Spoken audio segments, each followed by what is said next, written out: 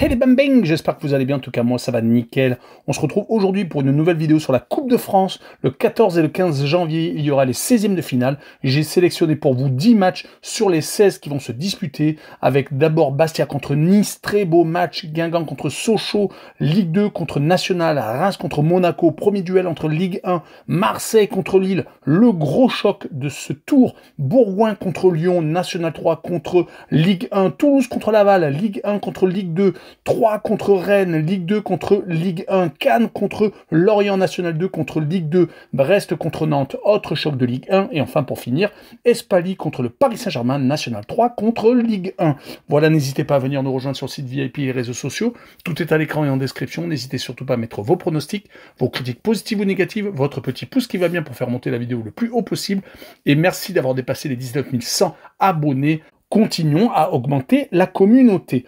On commence par Bastia contre Nice. Les Corses sont actuellement 8e de Ligue 2. Ils viennent de gagner leurs 3 derniers matchs assez facilement. 2 en Ligue 2, 1 contre Guingamp, 3 buts à 1 et 1 contre Ajaccio dans le derby corse 4-0. Et ils ont également gagné une équipe de Martinique lors du tour précédent Coupe de France.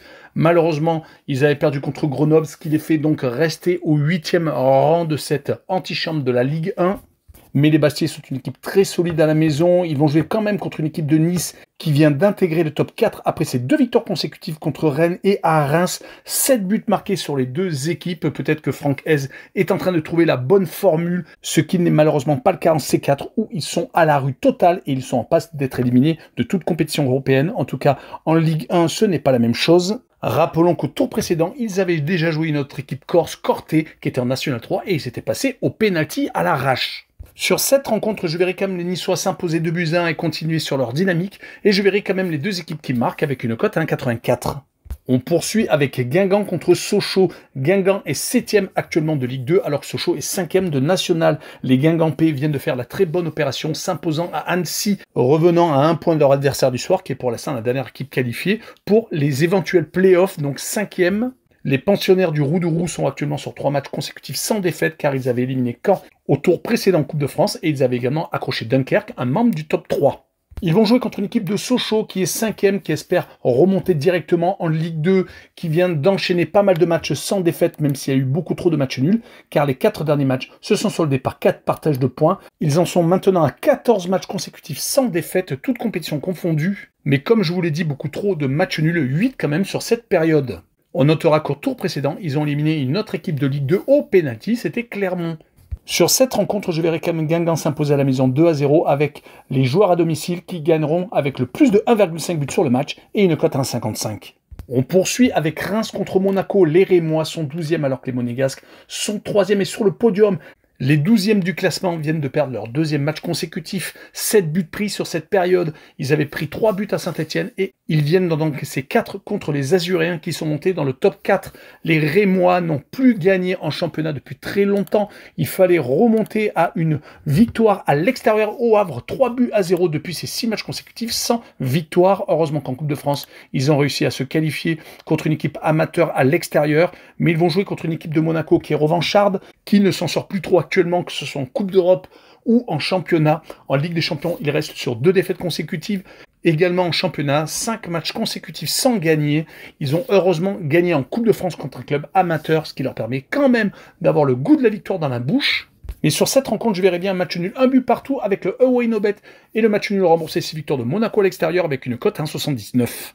On poursuit avec le choc de ce 16e de finale, Marseille contre Lille. Les Marseillais sont seconds alors que les Lillois sont 5e. Les deux équipes se sont rencontrées il y a peu de temps, le 14 décembre. Il y avait eu un but partout. Les nordistes avaient égalisé en toute fin de match alors que les Marseillais avaient cru tenir la victoire. Ça avait été un match très tendu avec un très bon niveau de jeu. Du côté des Marseillais, c'est 3 victoires consécutives depuis avec une élimination de Saint-Etienne au tour précédent et également 2 victoires très probantes contre le Havre à la maison 5-1 et contre Rennes à l'extérieur 2-1.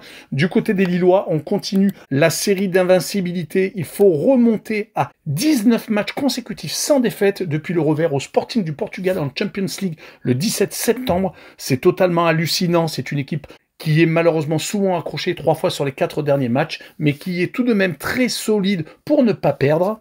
Est-ce que les Marseillais vont réussir l'exploit de se qualifier? Je les verrai quand même gagner 2-1, mais par contre, pour la cote, je ne choisirai pas une cote sécurisée, mais plutôt une cote fun, avec le but de Rabiot qui a marqué à Rennes et une cote à 6. On enchaîne avec Bourgoin contre Lyon, une équipe de National 3 qui est actuellement seconde de son championnat, qui espère monter en National 2 contre Lyon, qui est 6e, qui a malheureusement perdu à Brest 2-1, un peu la surprise générale, car ils avaient enchaîné une seule défaite sur les 10 derniers matchs de Ligue 1, mais les Lyonnais sont une équipe à rebondissement qui espère bien entendu gagner un trophée, qui veut s'imposer dans cette rencontre contre une équipe qui est inférieure au niveau hiérarchique. Les Bergaliens ont éliminé Martigues au tour précédent, une équipe qui est dernière de Ligue 2, donc qui est tout à fait capable de marquer des buts contre des équipes supérieures à elle.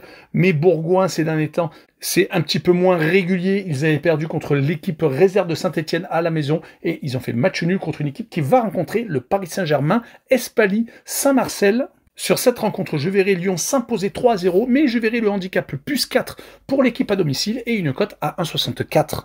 Donc il faut bien entendu que le match ne se termine pas par plus de 3 buts d'écart. On continue avec Toulouse contre Laval. Les Toulousains sont 8e alors que les Lavallois sont 6e de Ligue 2. Les Violets avaient réussi de très belles opérations ces derniers temps, mais malheureusement ils viennent de s'incliner à la maison contre Strasbourg. Le succès contre Saint-Etienne et contre Lens n'a pas été confirmé avec ce succès contre les Alsaciens. Ils vont espérer faire une belle opération contre Laval, qui de son côté vient de se faire accrocher par le Red Star, mais qui reste sur une belle série d'invincibilité. Il faut remonter à une réception de Clermont, c'était le 29 octobre, pour trouver tasse d'un revers. Depuis toute compétition confondue, c'est donc 10 matchs consécutifs sans connaître la défaite. Sur cette rencontre, je verrai quand même Toulouse s'imposer 2-1 avec le combiné double chance 1N et moins de 3,5 buts sur le match et une cote à 1,59.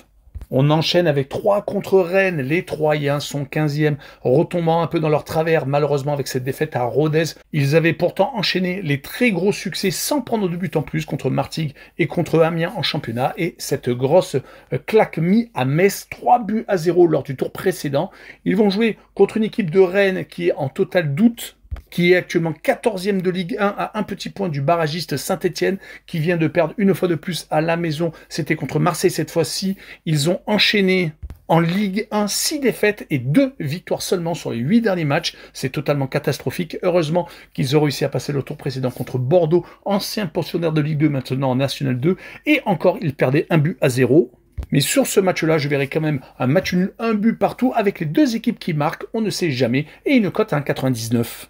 Le match suivant est Cannes contre Lorient. Cannes est un ancien pensionnaire de Ligue 1, mais cela fait très longtemps qu'ils ne sont pas remontés dans le monde professionnel. En tout cas, les Cannois sont 5e de National 2.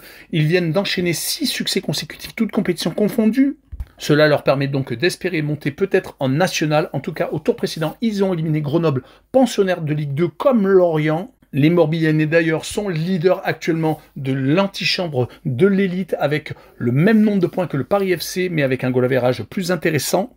Ils viennent quand même de faire 2 contre-performances consécutives, une défaite à Laval et un match nul contre Metz dans un des matchs au sommet. Ils avaient pourtant enchaîné les clean sheets juste avant, battant par exemple le co-leader, le Paris FC. On notera qu'ils sont passés assez facilement au tour précédent, éliminant Tours, ancien pensionnaire de Ligue 1 et de Ligue 2.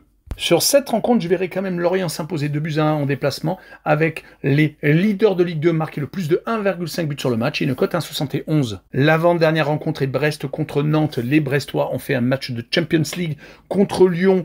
Ils ont réussi à s'imposer 2-1, rattrapant leur erreur à Angers, mais c'est une équipe qui n'est pas assez régulière, qui a tout de même réussi à s'imposer 4 fois sur les 5 derniers matchs, toutes compétitions confondues, mais heureusement qu'il y a la Champions League où ils sont en passe de se qualifier pour les 8e de finale, créant l'exploit, même s'il reste encore 2 énormes matchs. Cela devrait être compliqué de finir le top 8, mais pour les barrages, c'est quasiment fait. Ils avaient battu le PSV Eindhoven lors de leur dernier match à la maison au Roudourou, car le match est pour l'instant déplacé, car leur stade n'est pas homologué pour la Coupe d'Europe. En tout cas, à la maison, ils ont tendance à quand même assumer le statut, comme ils l'ont fait contre Nantes et contre les Lyonnais dernièrement. Ils vont jouer contre des Nantais qui viennent d'accrocher 2 fois consécutivement des gros bras, Lille et Monaco, qui est plutôt à réaction. Une fois qu'elle est menée, elle a tendance à renverser la situation ou au moins revenir à égalité comme elle avait fait au Parc des Princes. Mais on rappellera que lors de leur déplacement au stade Francis Leblay, ils s'étaient inclinés 4-1.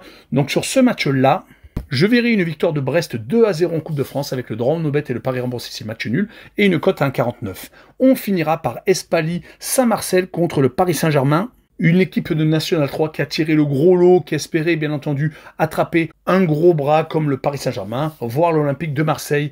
Et leurs vœux ont été exaucés. En tout cas, actuellement, ils sont relégables. Ils peuvent malheureusement descendre d'une division. Ils viennent d'enchaîner 5 matchs nuls sur les 7 derniers matchs, toutes compétitions confondues. Cela ne les fait pas avancer, surtout qu'ils vont jouer contre le Paris Saint-Germain, qui est actuellement sur une très grosse série, qui vient de battre une fois de plus une équipe à domicile, Saint-Etienne, cette fois-ci, après avoir gagné le trophée des champions contre Monaco. Ils n'ont plus perdu depuis un déplacement au Bayern de Munich, depuis ces 3 matchs nuls, dont un en Coupe de France, où ils étaient passés par les pénaltys à Lens, et c'est bien entendu 5 victoires, toutes compétitions confondues, où ils sont encore en vie d'ailleurs en C1, où ils vont jouer leur avenir contre Manchester City et Stuttgart. Sur cette rencontre, il devrait y avoir un turnover côté parisien, mais je le vois quand même s'imposer 5-0 en déplacement, et je verrai Espali avec le handicap plus 5,5, donc il ne faut pas qu'il perde pas plus de 5 buts d'écart, avec une cote tout de même intéressante à 1,65. Voilà, on en a fini avec cette vidéo, n'hésitez pas à venir nous rejoindre. Ciao les bang bang!